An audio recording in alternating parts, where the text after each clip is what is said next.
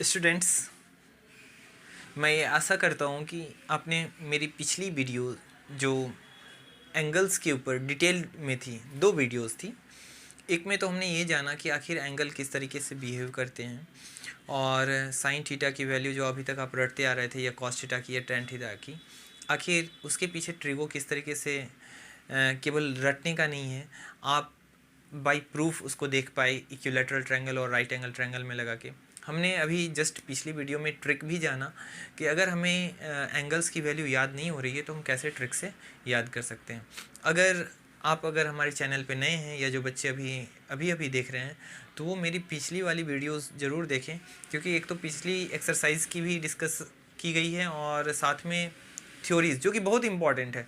क्योंकि एक्सरसाइज तो अभी जो हम शुरू कर रहे हैं वो एनसीईआरटी की हमने पहली एक्सरसाइज कंप्लीट की है काफ़ी डिटेल्ड एनालिसिस करके। अब ये एक्सरसाइज 8.2 हम शुरू करने जा रहे हैं। आपको लगता होगा कि केवल एनसीईआरटी सर बता रहे हैं, लेकिन इतना डिटेल्स में मैं आपको करा रहा हूँ ना कि आप उसके साथ साथ आर.एस. अग्रवाल भी लें तो आपको कहीं कोई दिक्कत नहीं आने वाली, क्योंकि थ्योरी ही इतनी क्लियर हो जाएगी आपकी वीडियो से कि आपको किसी से पूछने की ज़रूरत नहीं, ना किसी टीचर की ज़रूरत है। बस आप इसको देखते रहिए, और अगर नहीं होता है तो बिल्कुल मत देखना, क्योंकि जिस तरीके से मैं बता रहा हूँ एक एक पॉइंट जहाँ आ रही है उसको एक्सप्लेन कर रहा हूँ, ताकि आपको कहीं कोई दिक्कत ना आए, आप कहीं फंसिए नहीं।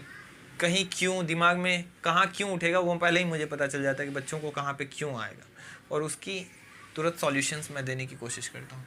अब देखो, यहाँ एनसीईआरटी की ये जो हम एक्सरसाइज शुरू कर रहे हैं, ये 8.2, इसका पहला क्वेश्चन क्या है बाबू? तो तुम्हें क्वेश्चन दे दिया है कि आपको फाइंड करना है क्या, कि साइन 60 कॉस 30, क्योंकि अभी हमने जस्ट ये टोटल एंगल पे बेस्ड है, ये चैप्टर किस पे है? एंगल पे बेस्ड है।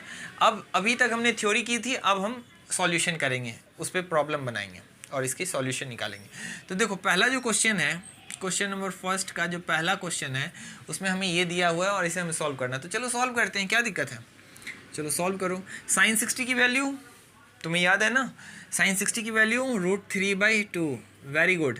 और कॉस 30 की वैल्यू ये भी होती है √3/2। देखो याद रखना कि साइन 60 और कॉस 30 की वैल्यू बराबर होती है। जब ये दोनों एंगल का सम जहाँ कॉस की जो एंगल की बात कर रहे हैं और साइन की, अगर इन दोनों का सम 90 के बराबर हो जाए तो समझ लेना कि जो साइन की वैल्यू होगी उस जगह उस एंगल पे, और जो कॉस की वैल्यू होगी वो आपस में बराबर होगी। जैसे यहाँ देखो, यहाँ साइन 60 और कॉस 30 है ना, देखो इन दोनों के एंगल का सम कितना है? 30 और 60 90।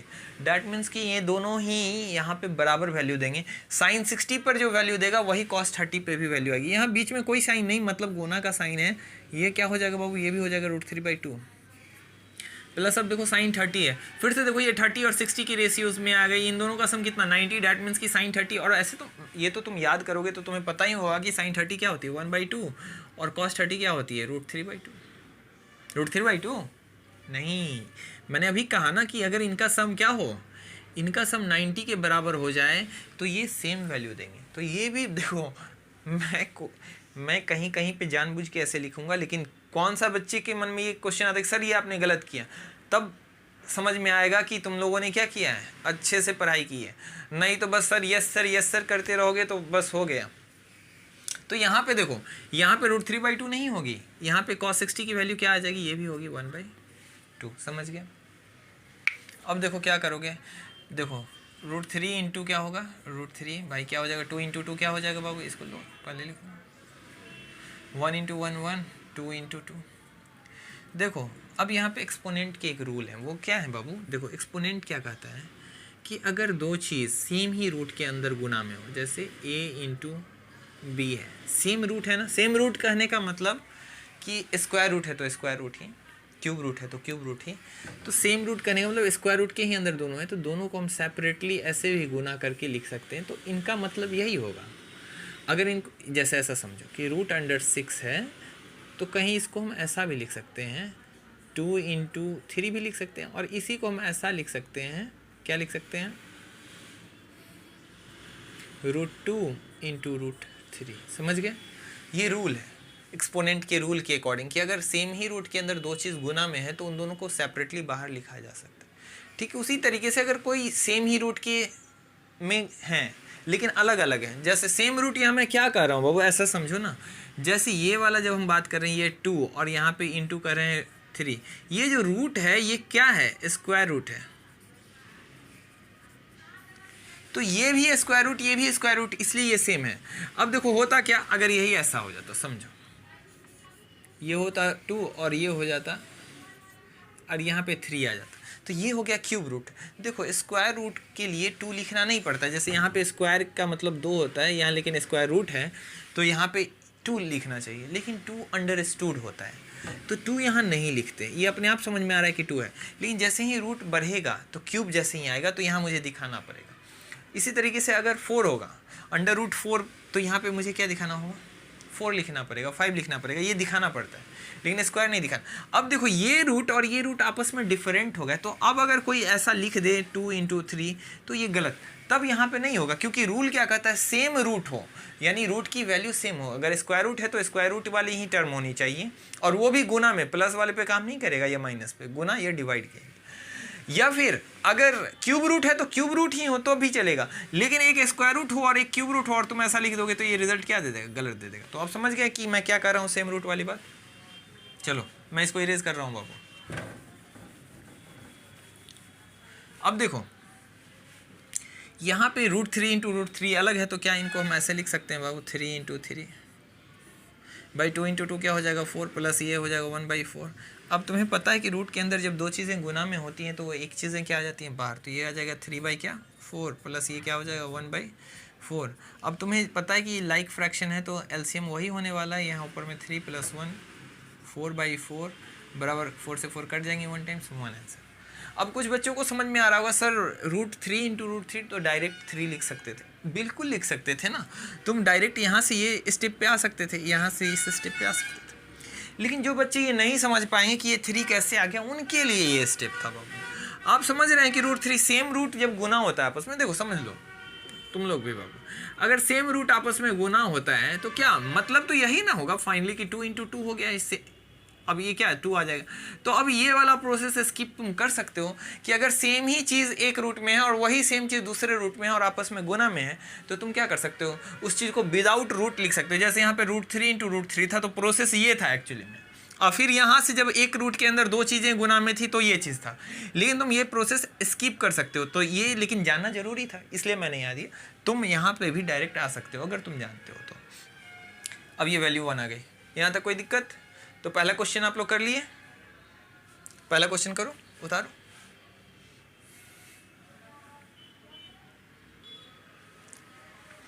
चलो पहला क्वेश्चन हो गया। ये दूसरा क्वेश्चन तुम्हारे सामने है बोर्ड पे।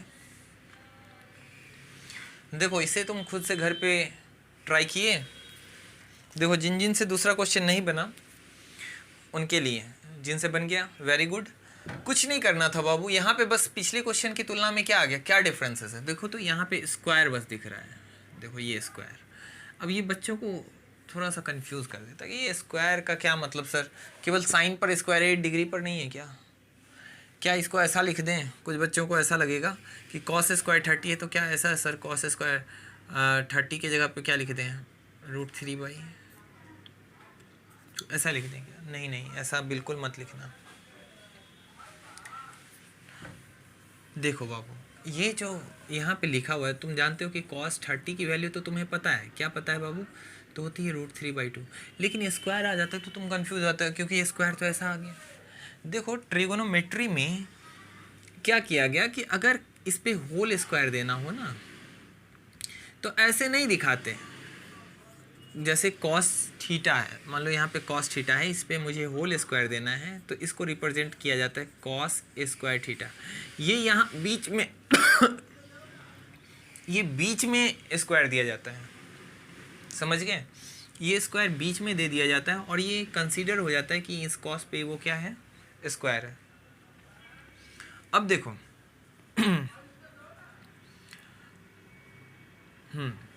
अब देखो यहाँ पे क्या है कि ऐसा इसलिए किया जाता है। अब यहाँ पे तुम्हें ऐसा लग रहा होगा कि सर एक्सपोनेंट में तो ऐसा होता है कि a और b पे स्क्वायर हो तो a स्क्वायर और b स्क्वायर, तो क्या यहाँ पे ऐसा नहीं होना चाहिए cos स्क्वायर और थीटा स्क्वायर? नहीं, बिल्कुल ऐसा नहीं होगा। cos थीटा एक ही टर्म कंसीडर किया जाता है। मैंने कई बार कहा है कि बिना cos जो है बिना थीटा के ठीक वैसे ही है जैसे तुम्हारे पास इलेक्ट्रिक बल्ब हो, फैन हो, ये हमारा ही शरीर हो और ये सिर ना हो तो हम क्या जीवित रहेंगे? नहीं रहेंगे। वैसे ही समझ लो कि कॉस्ट जो है ये फ्लावर विदाउट स्मेल समझ लो, ये स्वीट्स विदाउट स्वीटनेस समझ लो, यानी मिठाई बिना मीठा के हो जाए, सब्जी बिना नमक की हो जाए। ठीक वैसे ही कॉस के साथ अगर थीटा नहीं है तो ये ऐसे ही किसी काम का नहीं है। तो यहाँ पे ये वाला कॉन्सेप्ट तुम सही है एक्सपोनेंट के हिसाब से, लेकिन यहाँ पे ये ए और बी आपस में अलग अलग चीज़ें। लेकिन क्या कोई ऐसा तुम करते हो कि 12 पे अगर स्क्वायर है, या मान लो यहाँ पे हम ले देते हैं 32 पे स्क्वायर है, तो क्या कोई भी ऐसा है जो ऐसा करता हो 3 पे भी स्क्वायर और 2 पे स्क्वायर? क्यों ऐसा नहीं करते? और यही चीज़ जब ऐसा होता है 3 इंटू 2 और तब स्क्वायर हो तो हम ऐसा कर सकते हैं 3 पे स्क्वायर इंटू 2 पे स्क्वायर। ये सही होगा, लेकिन ये गलत, क्योंकि यहाँ ये 32 में 2 अलग नहीं, ये एक ही टर्म है 32, इसलिए 32 पे स्क्वायर का मतलब 3 पे स्क्वायर 2 पे स्क्वायर नहीं, बल्कि क्या 32 इंटू 32। समझ पा रहे हो बातों को? ऐसा नहीं करते। ये अगर अलग से 3 इंटू 2 लिखा हुआ है तब तुम सेपरेटली ऐसा कर सकते हो। अब चलो एक चीज़ और बच्चों को, कि अगर ऐसा कहीं पे है तो क्या सर ऐसा लिख सकते हैं कॉस थीटा पे स्क्वायर? नहीं, ऐसा भी नहीं लिखेंगे, यही लिखना है तुम्हें। ऐसा लिखना बिल्कुल ही गलत हो जाएगा, समझ गए? तो ऐसा लिखने का तरीका नहीं है। तुम्हें अगर स्क्वायर जब भी है तो वो कहाँ लिखा जाएगा? बीच में। अब तुम ये बात समझ गए होगे, तो अब आ जाओ इस क्वेश्चन पे। इस क्वेश्चन में यही चीज़ें तुम्हें परेशान कर रही थी। अब देखो, जिन लोगों को दिक्कत है, इसको तो तुम्हें पता है 2 इंटू इतना है तो 2 इंटू इसको लिख सकते हैं ना tan 45, और इन पे क्या कर दो ऐसे, इसी का ये मतलब है। अभी मैंने समझाया कि जब ऐसा होल होता है तो कहाँ लिखे आ जाता है? इस नेम और इस थीटा के बीच में 2 को यहाँ पावर में दिया जाता है।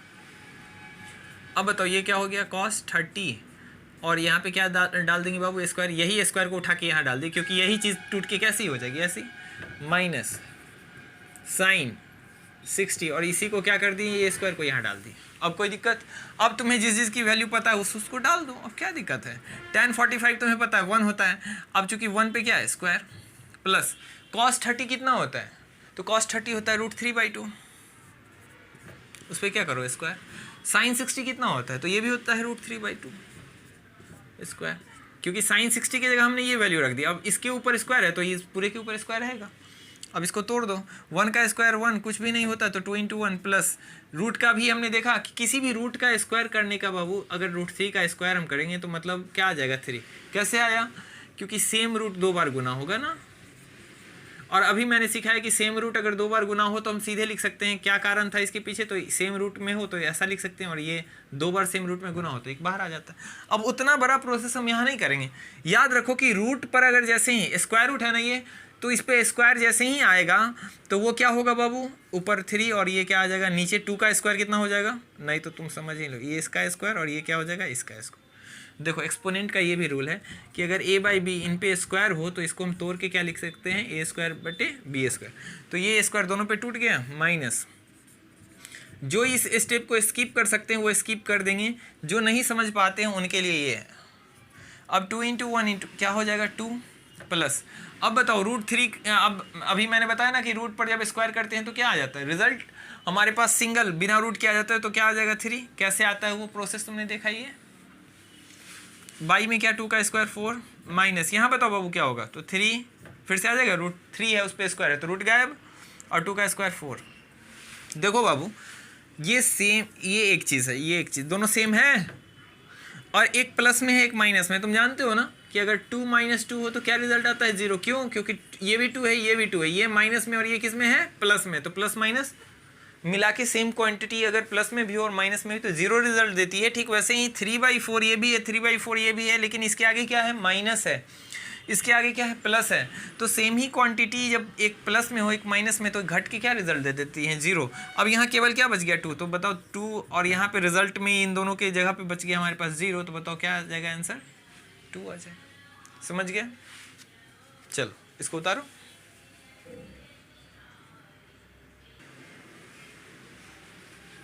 चलो तुमने दूसरा क्वेश्चन बना लिया होगा। अब हमारे पास है एनसीईआरटी के 8.2 एक्सरसाइज का तीसरा number question, question number first का तीसरा। देखो अब क्या है, इसमें क्या करेंगे? क्या सब कुछ दिया हुआ है, बस वैल्यू पुट करो। बताओ cos 45 कितना होता है? नहीं याद? 1/√2 होता है। देखो ये भी एक लिखने का तरीका होता है बट्टे को, जब हमारे पास जगह कम होती है तो ये 1 लिखा हुआ है, 1/√2। यहाँ पे बताओ सेक 30 के लिए क्या लिख सकते हैं? तो cos 30 क्या होता है? मैंने कहा था कि अगर cos याद है तो तुम्हें उसके अपोजिट यानी cos का उल्टा सेक तुम्हें याद करने की ज़रूरत नहीं है। तो बताओ सेक 30 के लिए हम क्या लिख सकते हैं? तो cos 30 की वैल्यू होती है √3/2, तो उसको उलट देंगे तो क्या हो जाएगी? 2/√3 प्लस, मैंने भी याद नहीं किया है, मैंने भी इसको याद नहीं किया है, मुझे भी याद है साइन cos tan ही, और उसी के आधार पे मैं ये करता हूँ। तो तुम्हें भी कोई अलग से 6 रेशियो को याद करने की जरूरत नहीं, बस तुम 3 याद रखो, 3 याद हो जाएंगे। अब cosec 30 क्या है? तो मुझे sin 30 याद करना है कि sin 30 क्या है? तो 1/2 है, तो cosec 30 उलट देंगे तो क्या आ जाएगा बताओ? 2/1। 2/1 का मतलब क्या? 2। अब इनको सॉल्व करो। तो देखो मैं इसको हटा रहा हूँ, ये बस बताने के लिए क्या था। ये 1/√2 रहने दो, नीचे में अभी एलसीएम करो। अब यहाँ कुछ बच्चे सोचे होंगे क्या सर √3 ऊपर भेज दें? नहीं भाई, अभी यहाँ प्लस साइन है ना, पहले यहाँ का काम करेंगे। तो बताओ इसके नीचे कुछ नहीं है तो 1 है, तो यहाँ बताओ क्या होगा? एलसीएम आ जाएगा √3, और यहाँ कुछ नहीं है तो 1, √3 और 1 का एलसीएम √3। अब √3 से अब एलसीएम तो आता है ना, कि ये भी बताना पड़ेगा। √3 से √3 जाएगा 1 टाइम्स में, तो ऊपर जो है वो वही रह जाएगा। लेकिन यहाँ कुछ नहीं है तो 1 है, 1 से √3 कितने टाइम्स में जाएगा? √3 टाइम्स में, इसलिए 2 के साथ क्या हो जाएगा? √3 गुना।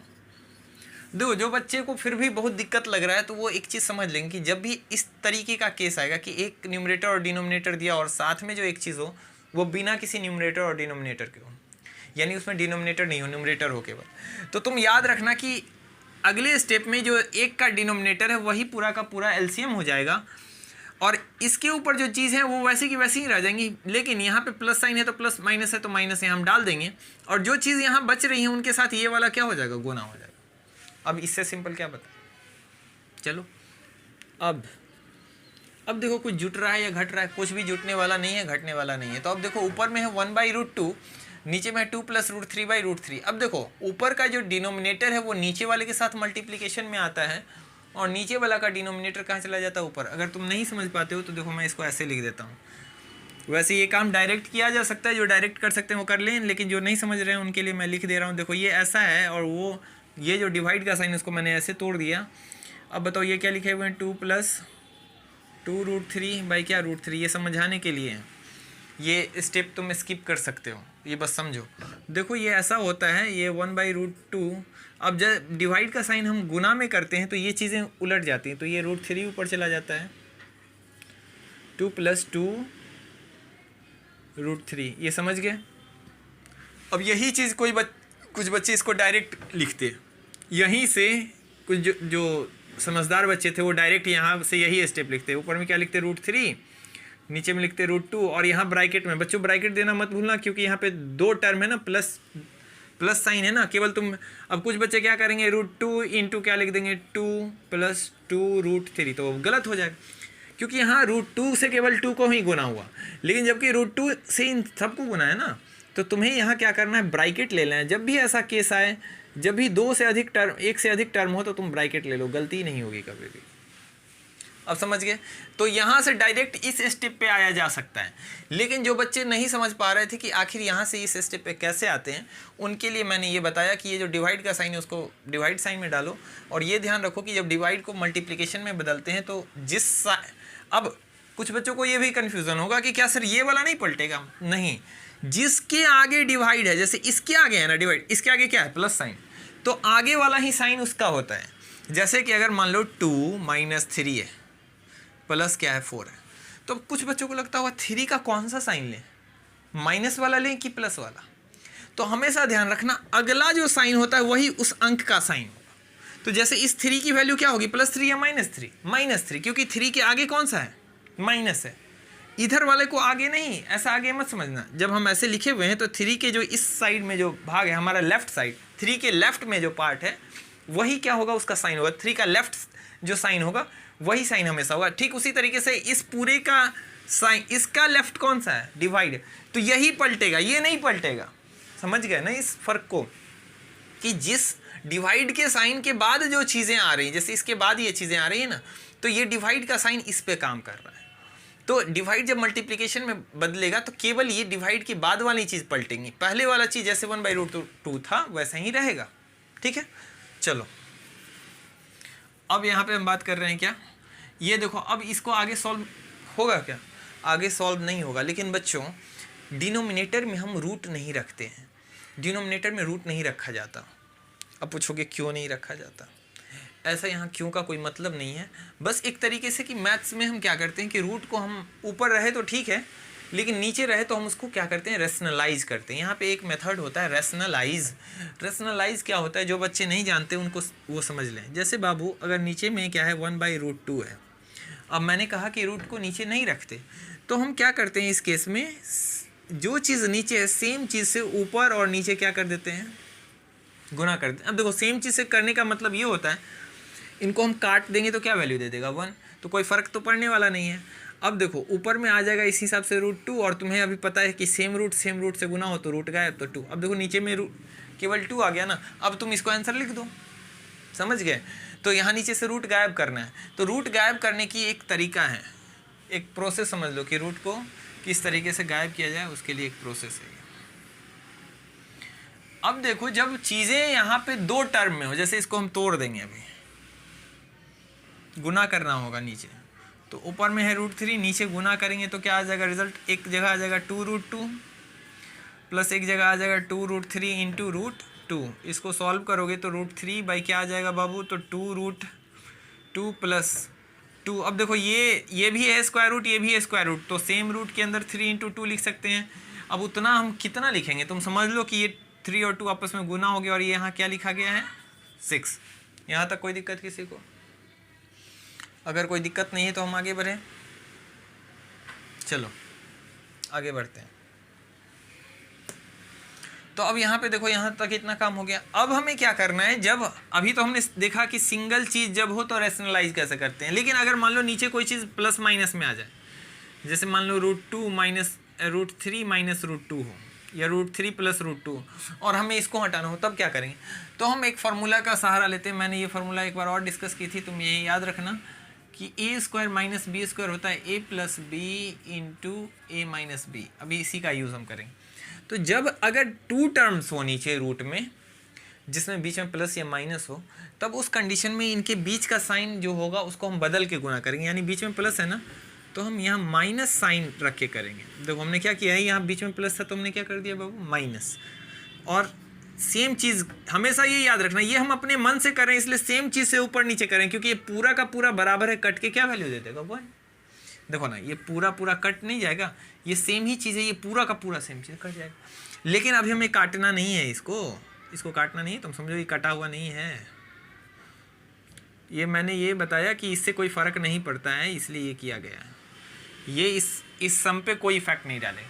लेकिन अब हम इसे काटने के लिए थोड़े ही ना ये ऊपर नीचे सेम से गुना किए हैं। अब तुम्हें इसको ऊपर, तो ऊपर 1 से ये गुना हुआ तो क्या हो जाएगा √3 माइनस √2। अब नीचे देखो ये a plus B, a minus B का फॉर्मेट बना रहा है, a plus B into a minus B, ये दोनों ही चीज़ें गुना हो जाएंगी।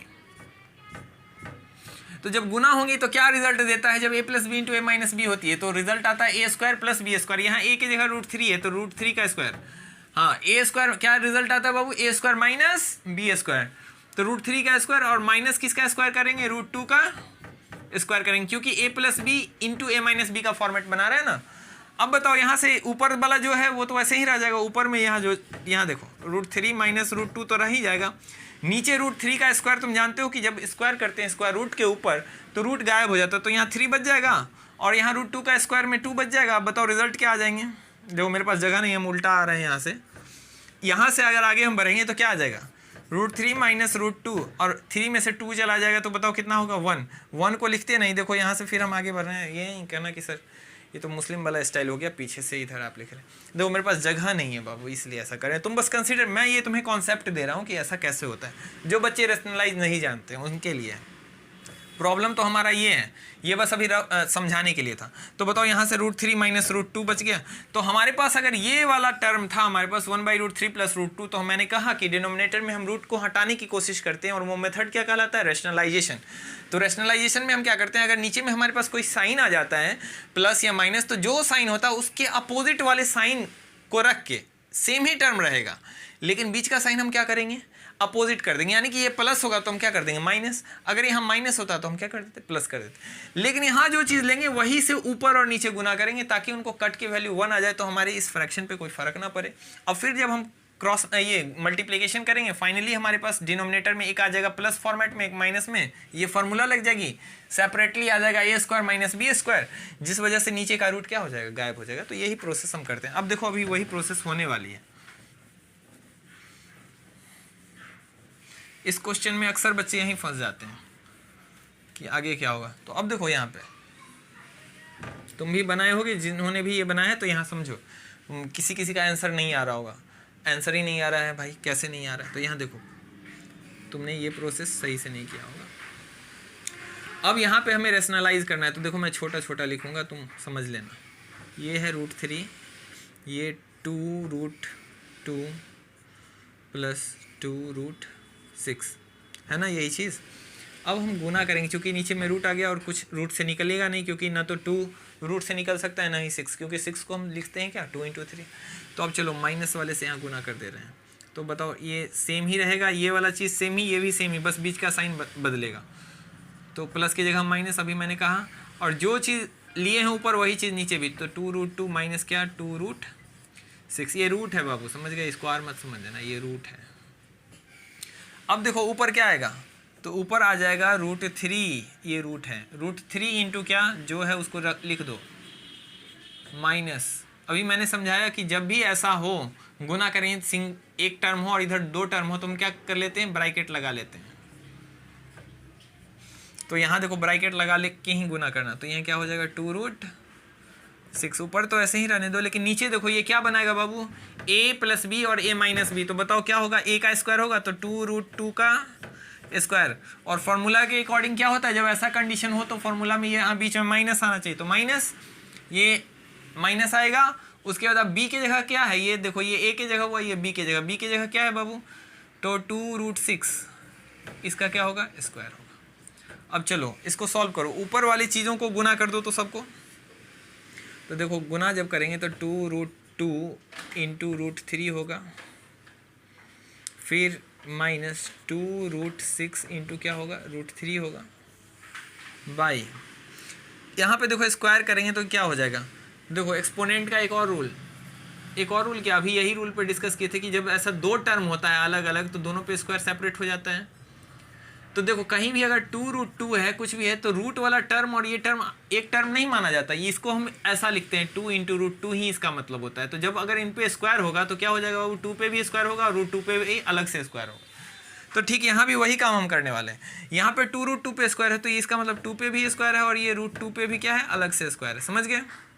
माइनस, फिर से यहाँ 2√6 है, तो 2 पे सेपरेटली स्क्वायर और √6 पे क्या सेपरेटली स्क्वायर होगा, ठीक है। ये ठीक ऐसे ही हो गया, जैसे यहाँ पे 2x होता तो कैसे 2x पे अगर स्क्वायर होता है तो क्या करते हो, रूट वैसे ही x की तरह है। यहाँ पे जैसे 2x अगर कहीं होता है, इस पे स्क्वायर करते हो तो क्या होता है, 2 पे भी स्क्वायर होता है और x पे भी स्क्वायर होता है ना, यानी कि 4x² लिखते हो ना। ठीक वैसे ही यहाँ पे √6 को ऐसा मत समझना कि ये कोई टर्म, कोई संख्या है, ये कोई संख्या 2√6 नहीं है। 2 अलग चीज़ है, √6 अलग है, दोनों का यहाँ मल्टीप्लिकेशन वाला फॉर्मेट है। तो अगर इन पे होल स्क्वायर है तो इसका मतलब 2 पे अलग से स्क्वायर टूटेगा और √6 पे अलग से टूटेगा, समझ गए।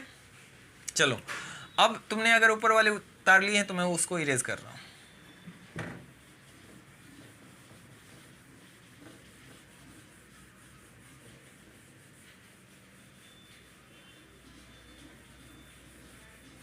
जिस बच्चे ने नहीं उतारा है तो पिछला स्क्रीनशॉट आप ले लीजिए या फिर कीजिए। आपको मैंने प्रोसेस इतना डिटेल्स में बताया तो ज़रूरी नहीं कि आप देख के ही छापे, आप उस प्रोसेस को खुद से कीजिए या वीडियो रिमाइंड कर लीजिए। देखो ये प्रोसेस यहाँ से अब ऊपर जाएगी, ठीक है। तो अब बताओ यहाँ से क्या होने वाला है बाबू, ऊपर देखो यहाँ सेम रूट है तो गुना होके क्या आएगा, यहाँ से देख लेना, ये यहाँ से हम आ रहे हैं ऊपर। तो बताओ 2 तो है ही, √2 × √3 क्या लिखेंगे बाबू, √6 लिख दें, या ऐसा करो अभी रहने दो, अभी हमें काम आने वाला है, इसको ऐसे ही रहने दो। माइनस यहाँ बताओ, यहाँ 2 √6 को हम तोड़ के क्या लिख सकते हैं बाबू, √2 × √3 लिख सकते हैं ना। अभी मैंने बताया कि रूट 6 को क्या लिखा जा सकता है, रूट 6 को ऐसा लिख सकते हैं 2 इंटू 3, और जब सेम रूट में हो तो अलग अलग रूट में दिया जा सकता है ना। तो मैंने 6 को तोड़ के क्या लिख दिया, रूट 2 इंटू रूट 3, जो कि गुना होकर फिर रूट 6 ही देगा, और अलग से एक गुना में और फिर क्या है रूट 3 बट्टे में। देखो 2 का स्क्वायर क्या हो जाएगा 4, और रूट 2 का स्क्वायर तो रूट क्या हो जाएगा, हट जाएगा, माइनस 2 का स्क्वायर फिर से 4, और रूट 6 पे स्क्वायर, इसका मतलब 6 पर से क्या हो जाएगा स्क्वायर हट जाएगा, तो हटा दो, कितना हो जाएगा बताओ, यहाँ पे 4 इंटू 6। अब देखो क्या होगा, ऊपर में देखो क्या होने वाला है, 2 into root 2 into root 3 minus, यहाँ देखो बाबू सेम रूट वाला गुना है ना, रूट 3 ये सब आपस में गुना में ही है। तो देखो दो सेम चीज़ों को गुना करेंगे, रूट वाले हों तो बाहर आ जाते हैं, तो देखो यहाँ पे 3 क्या हो जाएगा, बाहर आ जाएगा, तो यहाँ आ जाएगा 2 इंटू 3 और केवल बच जाएगा रूट 2, बट यहाँ पे 4 2 8 माइनस क्या हो जाएगा 24। अब देखो आगे हम क्या करने वाले हैं, यहाँ पे इसको सॉल्व करो तो ये आ जाएगा 2 रूट 2 इंटू रूट 3। हम देखो इसको रूट 6 क्यों नहीं लिख रहे हैं, क्योंकि अभी कॉमन लेने में हमें आसानी होगी। और ये इसको क्या लिख सकते हैं, 2 इंटू 3 6 हो जाएगा, ये गुना हो सकता है, लेकिन रूट वाले टर्म से इसका गुना नहीं होता है, क्योंकि ये अलग टर्म है, ये अलग टर्म है, रूट वाले को समझ लो अलग जाती और ये अलग जाती। तो देखो यहाँ पे 3 बाहर था और 2 भी था, तो दोनों का तुम गुना करके 6 लिख दिए, लेकिन रूट 2 को नहीं गुना वैसे करते, वो अगर रूट वाला कुछ होता है तो रूट वाला रूट से गुना होता है। चलो सेम जाती सेम के साथ। तो अब यहाँ पे देखो ये इस तरीके से हो गया। अब यहाँ पे क्या है, नीचे में 8 में से 24 जाएगा तो कितना बचेगा बताओ, -16 होगा, समझ गए। अब चलो आगे देखो, अब ऊपर देखो क्या कॉमन हो रहा है, तुम देखो ऊपर भी माइनस साइन कॉमन ले लो। जब माइनस साइन ऊपर कॉमन, क्योंकि नीचे माइनस आ रहा है ना, माइनस साइन जैसे ही कॉमन लेंगे तो जो प्लस में है वो किस में हो जाएगा बाबू, माइनस में, जो माइनस में हो किस में हो जाएगा, प्लस में हो जाएगा। ऐसा हो जाएगा कि -2 रूट 2 इंटू रूट 3, और वो हो जाएगा +6 रूट 2 बाई क्या हो जाएगा -16। देखो माइनस कॉमन लेने से क्या, अब देखो फिर से गुना कर दो, देखो ये माइनस माइनस क्या हो जाएगा प्लस, तो इतनी वैल्यू फिर से प्लस आ जाएगी, और देखो ये प्लस है और यहाँ माइनस से गुना होगा तो फिर से माइनस वैल्यू आ जाएगी। हमने ऐसा क्यों किया साइन कॉमन लिया, क्योंकि ये वाली वैल्यू बड़ी है इससे, और दूसरी बात कि नीचे हमारा क्या आ गया है माइनस, और हम नीचे से माइनस हटाना चाहते हैं। तो अब देखो ऊपर जब हम माइनस कॉमन लिए तो अब ये माइनस कट जाएगा, तो ऊपर अब हमारे पास क्या बचेगा, देखो 6 रूट 2 प्लस में है और ये माइनस में, तो क्यों ना प्लस वाले को पहले लिख लिया जाए। तो 6 रूट 2 माइनस हम क्या लिख सकते हैं 2 रूट 2 इंटू क्या है हमारे पास रूट 3 बाई क्या है बाबू नीचे अब 16। अब देखो प्लस आ गया हमारे पास, देखो नीचे वाला मैं मिटा रहा हूँ। अब देखो अब ऊपर देखो क्या क्या कॉमन हो सकता है, तो देखो 6 में 2, ये देखो 2 है, यहाँ भी 6 में से 2 कॉमन हो सकता है, फिर रूट है यहाँ पे 2 और यहाँ भी है रूट 2, तो क्या रूट टू कॉमन ले लिया जाए। तो तुम कॉमन ले भी सकते हो, नहीं भी ले सकते हो। अगर मान लो मुझे लेना होगा तो हम क्या करेंगे, यहाँ पे 2 रूट 2 अगर हम कॉमन लेंगे तो यहाँ बताओ 6 से अगर हमने 2 कॉमन ले लिया तो यहाँ क्या बचेगा 3, रूट जो था वो कॉमन हो गया, माइनस यहाँ पे क्या हो जाएगा बाबू, अगर यहाँ से 2 कॉमन और रूट 2 कॉमन हो गया तो क्या बच जाएगा रूट 3, और बटे में क्या हो जाएगा 16, 2 से ये कट जाएगा 8 टाइम्स, तो क्या आ जाएगा रूट 2 3 माइनस रूट 3 बटे 8। या फिर इसको अगर गुना कर दोगे ऊपर रूट 2 को उससे तो क्या आ जाएगा रिजल्ट 3 रूट 2 माइनस रूट 3 को रूट 2 से करोगे तो रूट 6 बटे रिजल्ट क्या 8। यही होगा आंसर। अब इससे ज़्यादा नहीं किया जा सकता।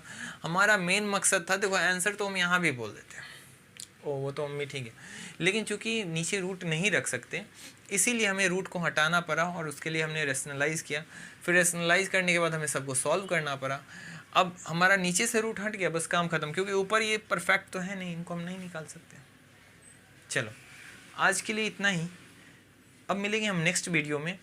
तुम तब तक क्या करोगे, तुम्हारे लिए ये पूरा एक्सरसाइज ही होमवर्क है, तुम पूरे को बनाओ, फिर जहाँ दिक्कत होता है मुझे बताओ, मैं फिर आता हूँ अगले सेशन में। और तब तक अपना ख्याल रखना और अपने दोस्तों को भी बताओ इस वीडियो के बारे में। मैंने अभी इसको शुरू ही किया और मैं इसको एग्ज़ाम से पहले तक कंप्लीट कराने वाला हूँ, एकदम फुल टू एक एक बात लेके कंप्लीट कराऊँगा। और मेरी कोशिश रहेगी कि सभी बच्चे अच्छे से पढ़ पाएँ, सीख पाएँ, और मैं कोशिश करूँगा कि प्रीवियस ईयर के भी क्वेश्चन तुम्हें करवाऊँ ताकि तुम समझ पाओ कि एग्ज़ाम में कैसे क्वेश्चन आते हैं। चलो थैंक यू।